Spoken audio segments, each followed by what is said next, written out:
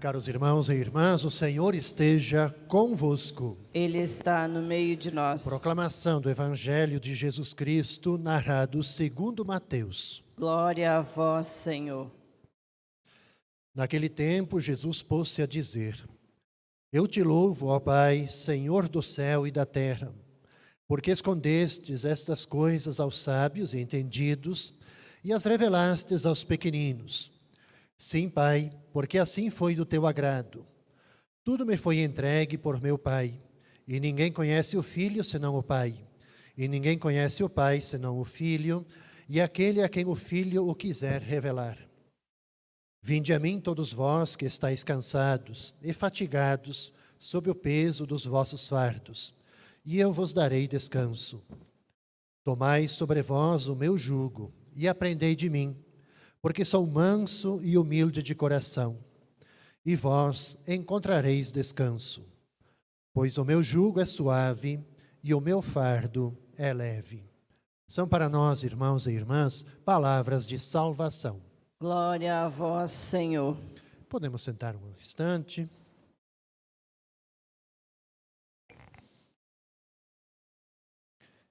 Gostaria primeiro, e já foi lido também nas intenções, mas de acolher também quem está aqui celebrando hoje o 7º dia de Jefferson. Tem alguém dos familiares do Jefferson? Do 30º dia do Geraldo.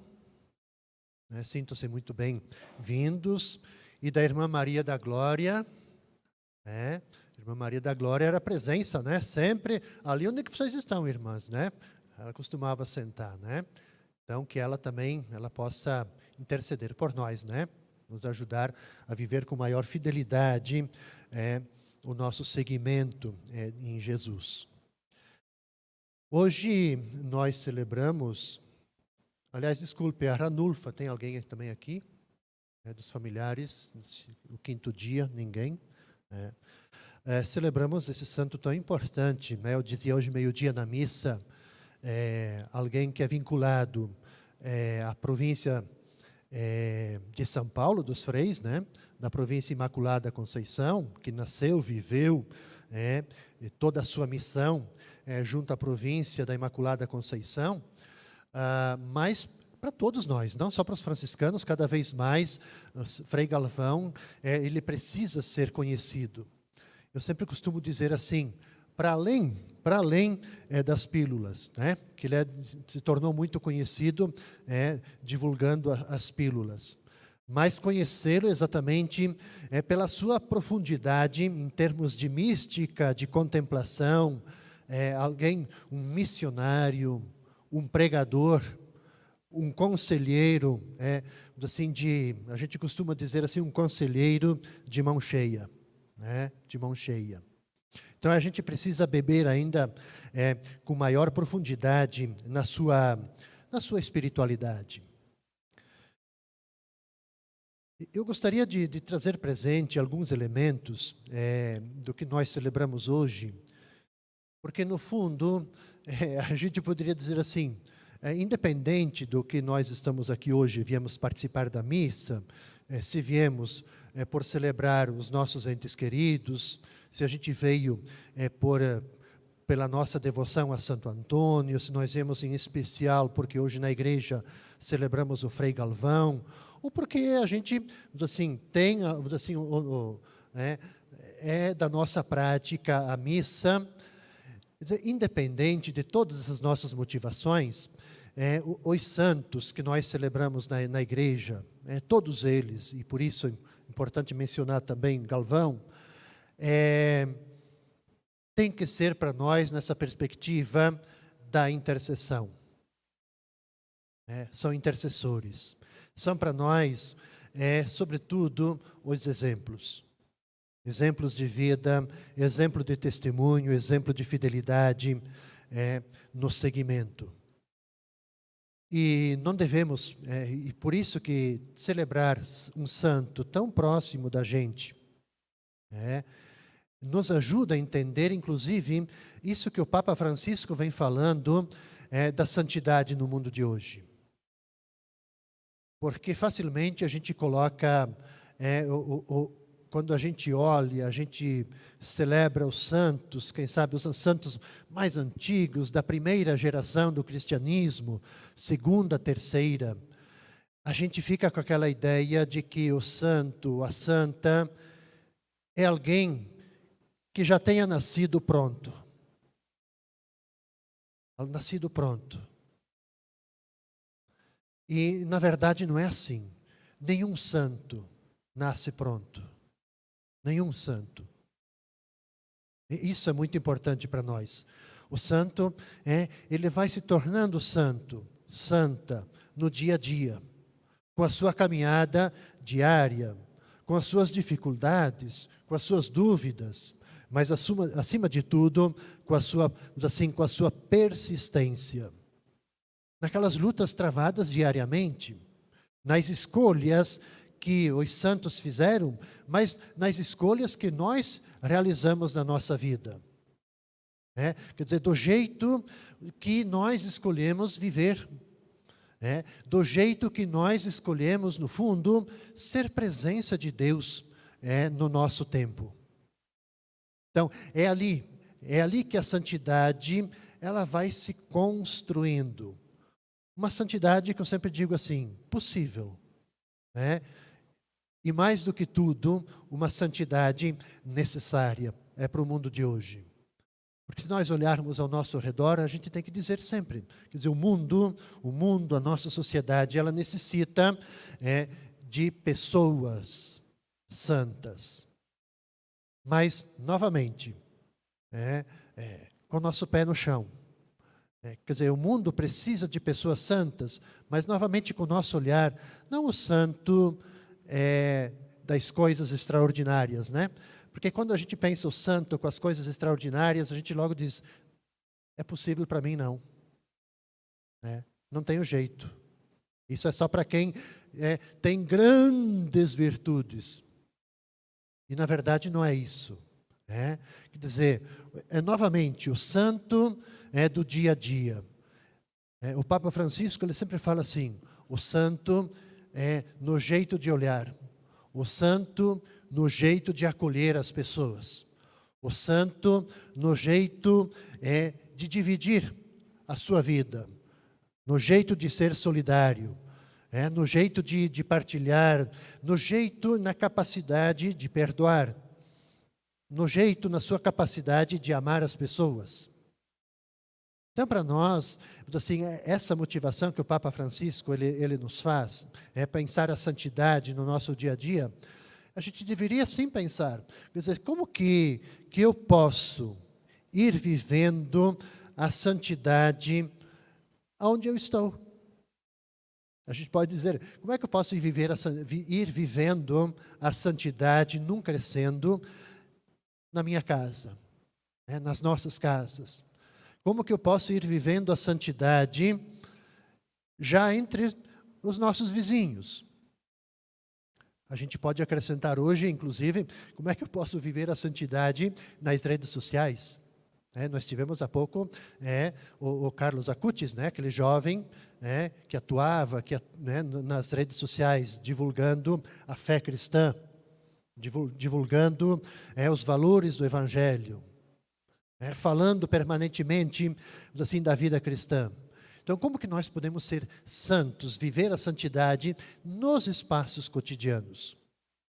Penso que Frei Galvão, ele nos inspira para isso.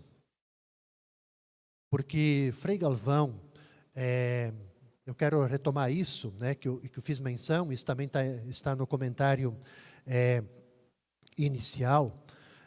O Frei Galvão, além de ele ser um frade franciscano, de ser sacerdote, ele também é importante, esse detalhe, que nem sempre é dado destaque para isso, apresentado também como o construtor, invocado como padroeiro da construção civil.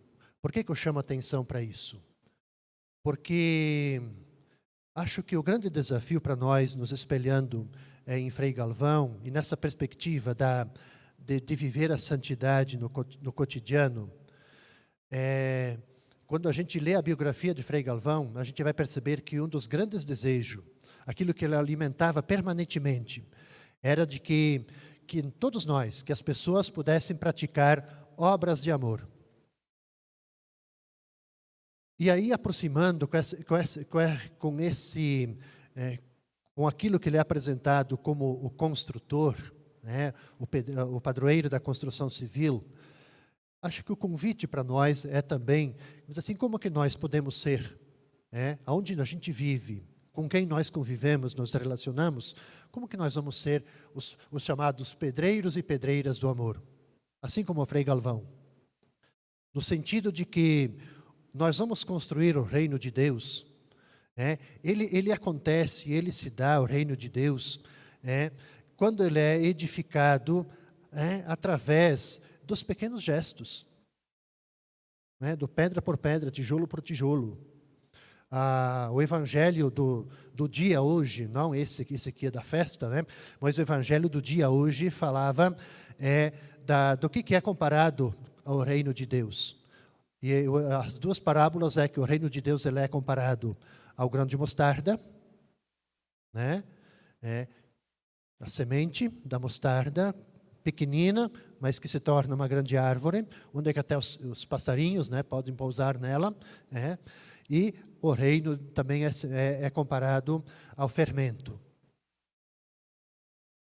A gente mistura, não vê mais o fermento, mas, como diz, o trem vai se transformando, vai crescendo. Ora, a gente pode dizer também dessa forma, assim, que o reino de Deus, ele tem que ser edificado, nessa figura de Frei Galvão, ele tem que ser edificado através dos nossos pequenos gestos, de amor, de solidariedade, da partilha, do perdão, da escuta, valores que Frei Galvão vivenciou assiduamente. Conta a história de Frei Galvão que, quando ele foi ordenado sacerdote, a província de São Paulo, dos frades, sempre tem, também por causa dos complexos das universidades, das escolas, que os frades eles têm um grande intelecto, como se diz, para estudar, para depois serem professores nas universidades, nas escolas. E quando ele foi ordenado, olharam para o Galvão e disseram assim, mas esse não tem jeito. Então, ele vai ser, a primeira obediência que ele recebeu ele vai ser o porteiro do convento, ele vai ser o confessor e vai ser o pregador ali na igreja, na paróquia. Ele vai exercer isso. Mas ele fez isso com tamanha grandiosidade e beleza, porque ele também viveu de uma forma simples e ele conseguia, assim, nas suas pregações, por ele atender as pessoas que vinham até aí na igreja, ele podia entender exatamente o que se passava na vida das pessoas, os seus anseios, suas angústias. E as suas pregações exatamente tocavam o coração. Tocavam o coração, assim, não eram pregações assim, soltas.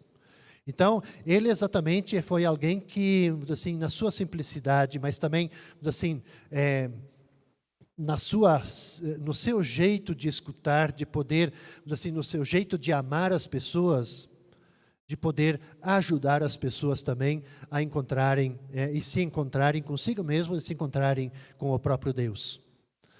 Então, ele, assim, não tendo jeito para uma coisa, quer dizer, ele exatamente ajudou milhares e milhares de pessoas no atendimento, no cuidado, no dar aconselhamento, no perdão, no amor, e acima de tudo também na solidariedade.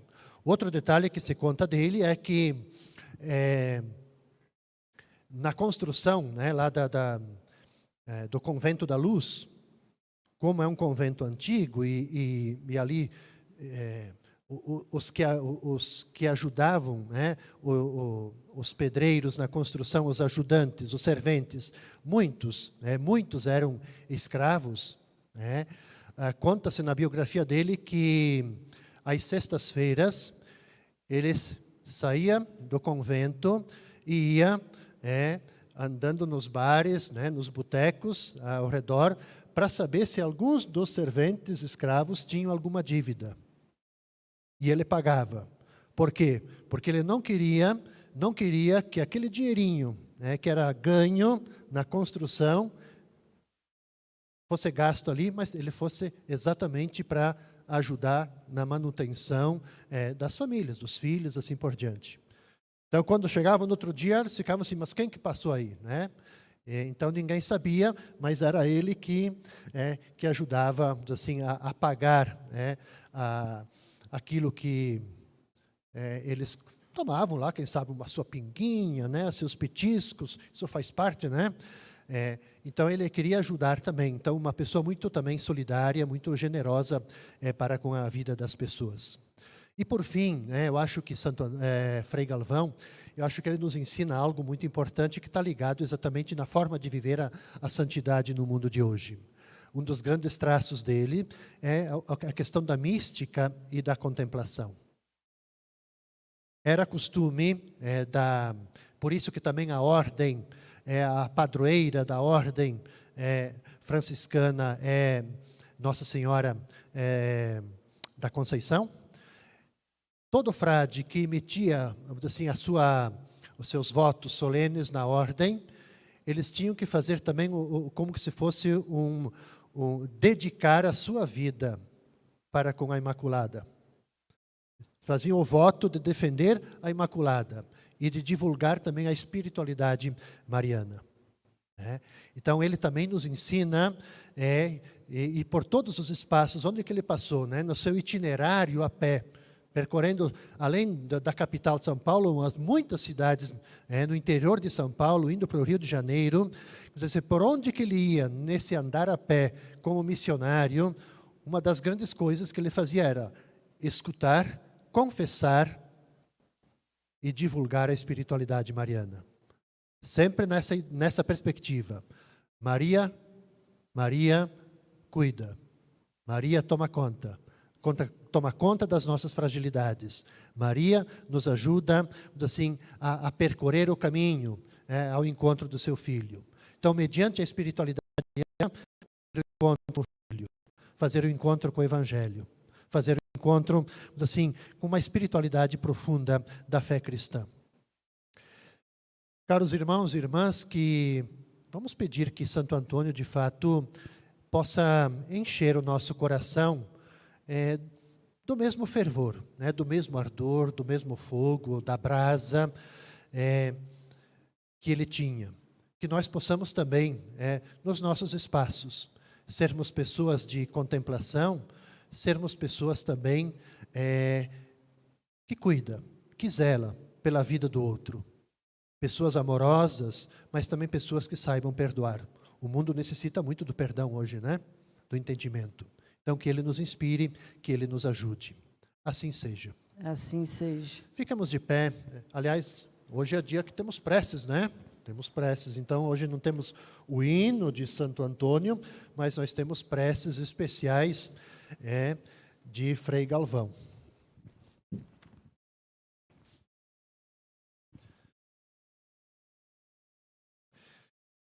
A vós, Deus Todo-Poderoso,